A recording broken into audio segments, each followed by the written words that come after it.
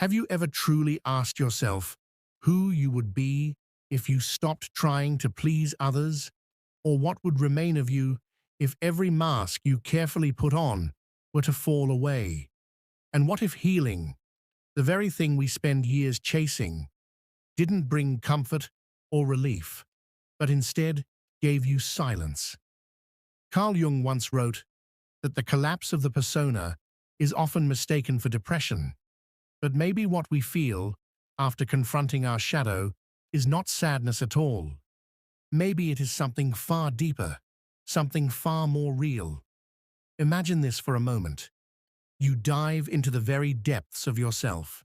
You stir up old memories, ancient wounds, childhood traumas, the ghosts you've avoided for decades. You do the work. You confront face to face what you've spent a lifetime running from.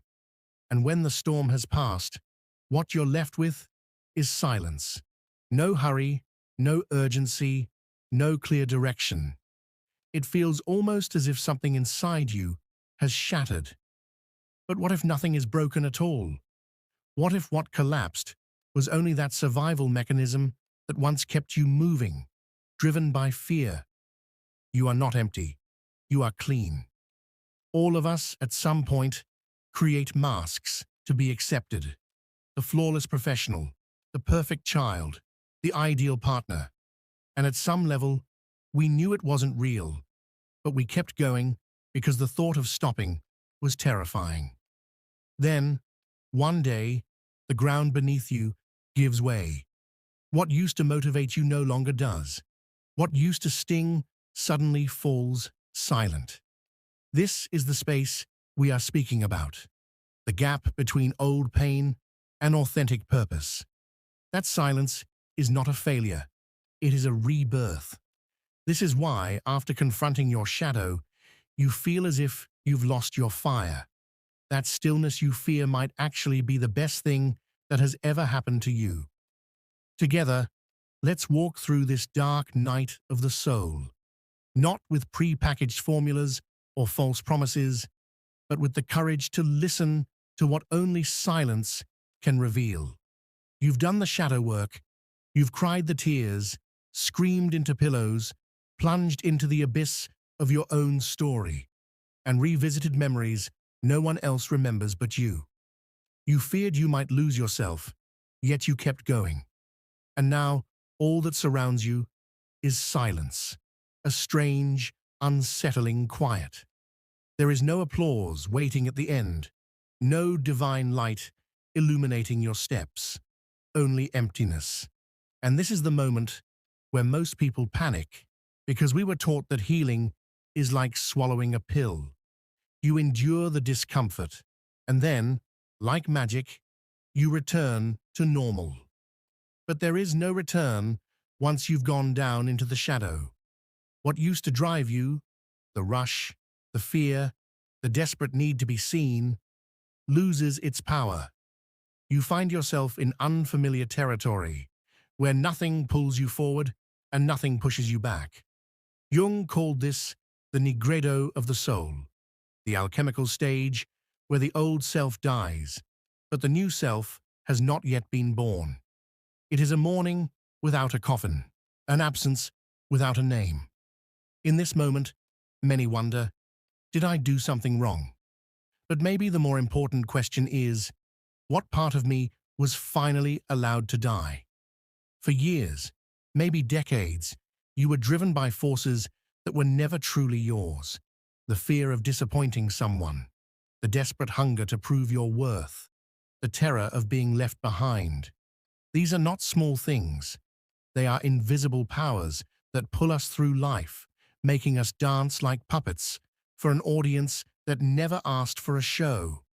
And then, when you do the deep work, the kind that bleeds without leaving a visible wound, you begin to cut those strings one by one. Suddenly, you no longer dance. But the truth is, you haven't yet learned to walk on your own. You wake up in the morning and ask yourself, why don't I feel that fire anymore? But what if that fire was never yours? What if it was only anxiety dressed up as productivity? What if it was fear disguised as purpose? This is where the void arrives, wearing the mask of apathy but carrying hidden meaning. The reality is, we are not used to existing without function, without output, without performing. We've been conditioned to believe that if we are not producing, we are failing, that if we are not excited, something is wrong. But silence is not a mistake. Silence is an answer. It whispers, you no longer need to run. It challenges you. What if the things that once motivated you are no longer enough to sustain the person you are becoming? And here begins the real work. Not the battle with the monster in the shadows that already gave you a purpose, but the far greater challenge to endure the emptiness that comes after victory, to face life without the drama of constant struggle. Because without a fight to fuel you, who are you? Most people rush to fill that space immediately. They return to old habits, invent new goals, throw themselves into projects. But the soul is in no hurry. It wants to see if you can simply be, without distraction, without promises, without performance. This is the test, not of strength, but of presence. Maybe you are in that place right now, sitting alone in a dark room, staring at the ceiling, wondering if you've lost something along the way. Maybe you think you're stuck. But what if that stillness is actually a womb? What if what feels like inertia is in fact gestation? What if what looks like failure is really a fertile silence? What if what feels like absence is actually the quiet presence of your true self, shy, wordless, trying to emerge for the very first time without the mask of persona? Here, in this sacred interval between ending and beginning, what you need is not motivation, but patience. Do not rush out of this space. Do not try to transform it before you understand it. Listen to what it has to tell you. Because sometimes what looks like the end is only the pause between who you once were and who you are about to become. Have you ever had the strange sensation that you are performing your own life? As if all your work, relationships, conversations, even your thoughts, felt rehearsed, like a theater play where you've suddenly forgotten your role. That is not madness. It is the crack in the mask of persona.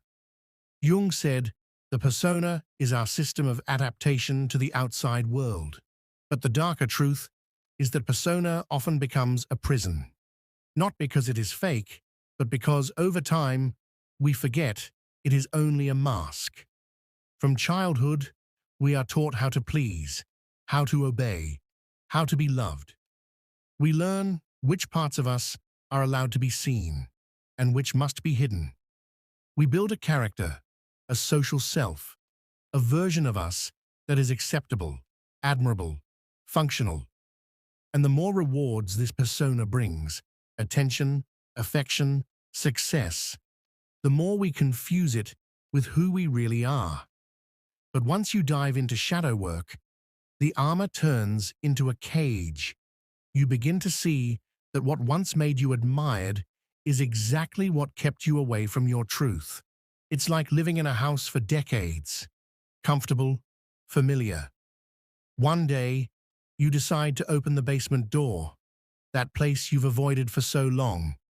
You find old photographs, forgotten scars, memories you buried. When you climb back upstairs, everything looks different. The furniture feels smaller. The walls begin to suffocate. The home you once loved no longer feels like home. That house is your persona. And once you see its limits, you can never unsee them. The collapse of the persona is not a loud explosion. It is a slow, quiet erosion. You keep going through the motions, but something feels off. Words come out of your mouth and sound hollow. You laugh, but there is no joy. You keep delivering results, but inside you feel like an imposter. not because you are incapable, but because you no longer belong in that role. This is why many mistake it for depression. There is grief, yes. There is exhaustion. But it is not that life has lost meaning. It is that the version of life you once lived was built to please the world and not your soul. And here lies the truth Jung pointed to. The collapse of the persona is not a failure. It is the process. It is not the end of your journey. It is the threshold. It is the moment you stop living as the person you thought you had to be and begin to live as the one you truly are. Who are we without our masks, without the titles, without the certainties, without the roles that once gave our lives meaning? The answer is unsettling. We are space, empty space where something new can be born, open space where truth can finally breathe, fertile space where the soul can at last choose its own form. Carl Jung called this individuation, the process of becoming whole by uniting light and shadow, ego and self. Yet the path toward it inevitably leads through ruin, the ruin of the persona. And this ruin is not pretty, not inspiring, not something that earns applause or motivational quotes. It is lonely, confusing, and silent. It is the moment you stare into the mirror and whisper, "I don't know who I am, but I know who I no longer want to be." That is the beginning, the true beginning. And if you find yourself standing here, in the space between mask and naked face, breathe. You are not lost. You are being returned to yourself. And even if it feels like emptiness, it is in truth the most sacred act of all. After the collapse of the persona, there comes a silence. You look around and no longer recognize the paths. The old self has dissolved. The new self has not yet arrived. It is as if you were wandering through a psychic desert, a barren land with no maps, no trails, no compass. It is not hell, but it is not paradise either. It is the between. Jung called it nigredo, the stage of symbolic death in inner alchemy, the disintegration of the former identity. The alchemist said that before gold could appear, one had to endure the rotting, the blackness, the end of what was. And in the psyche, that feels like a tiredness with no cause, like indifference to what once set you on fire, like watching all that seemed important evaporate into nothing. You may be surrounded by friends, by opportunities, even by love, and yet everything feels distant, not because of ingratitude, but because something inside you is suspended, waiting, as if your soul has retreated to a hidden chamber, quietly reorganizing itself. That silence is unbearable to the ego. The ego craves action, movement, answers. It wants to know where to go, what to fix, what to build. But in the desert, there is nothing to do. The only instruction is to walk, though there is no destination, no explanation. To walk without guarantee, to walk without knowing. And here is where culture betrays us. We live in a world that despises emptiness, a world that rushes to fill the void with productivity, goals, distractions, and noise. Doubt is medicated. Pause is pathologized. Silence is treated as a symptom. But what if silence is necessary? In ancient rites of passage, initiates were taken into the desert, the forest, the cave. There, stripped of comfort and company, they met their own shadows, not to conquer them, but to listen, to receive what only silence